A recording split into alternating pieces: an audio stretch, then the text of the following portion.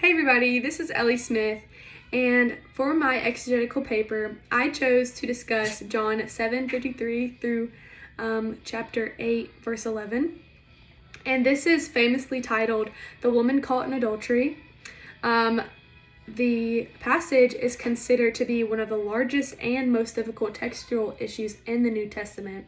And based on both internal and external evidence, and we'll get more into that, but it can be concluded that this passage was not included in the original Gospel of John.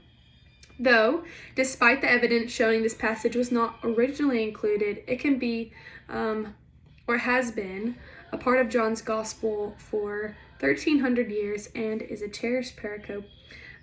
Many church members take little to no notice that this passage is in brackets in every translation except that of the New King James Version and the King James Version. This is why, as those going into ministry and looking to be pastors and ministry leaders, is to understand the importance of this text, how this text is doubted, and understanding the external and internal evidence of this passage so that we can rightfully communicate it as part of the Gospel of John to our congregations and to those within our ministry sphere. The Gospel of John was considered one of the highest peaks of New Testament theology. The account was written in the mid-late 80s or 90s, and its provenance and destination were both Ephesus. The purpose of the Gospel of John was to demonstrate that Jesus is the Messiah so that people would believe in him as Lord and Savior. You'll also note at the beginning of John, Jesus is referenced as the light of the world. And I note that because in verse 12, directly following this passage of the woman caught in adultery, Jesus identifies himself once again as the light of the world.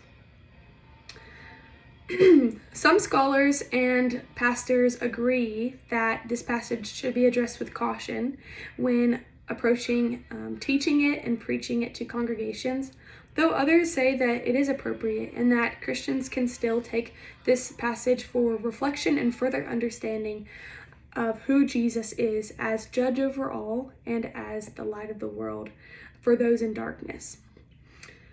It's also important to note who Jesus was in the story of the woman caught in adultery.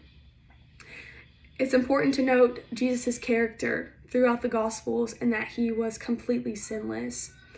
As the woman caught in adultery was surrounded by the scribes and Pharisees, Jesus, in the midst of them, was the only one in a position to cast a stone at the woman caught in sin. It's also important to note that not only only the woman was brought before Jesus. The man was nowhere to be seen. And if we look back at the law, which the scribes and the Pharisees were referring to, the man would also have been guilty of the sin. And this sin, being caught in adultery or adultery in general, is in Deuteronomy 22:22, which says, "If a man is found with a woman married to a husband, then both of them shall die, the man that lay with the woman and the woman." Additionally, in Leviticus 20:10, both man and woman who commit adultery are to be put to death, though it's not specifically mentioned stoning in this passage or in that verse specifically.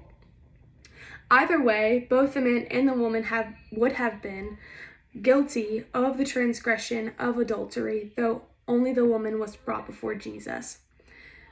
Despite this didn't change Jesus' reaction to her sinfulness, and although Jesus was the only one in a position, as he is sinless and perfect, to cast a stone at the woman and to condemn her of her sin, instead he responded with grace and with a command to her to go and sin no more. Jesus and the woman were left alone, and Jesus' response to the woman was nothing like that of the scribes and Pharisees. And there are so many things that we can go into about this passage. There are so many things that can just be delved into. So I hope that you enjoy reading my paper, but I appreciate you watching my video, and I hope you enjoy all that I have to say. Thank you.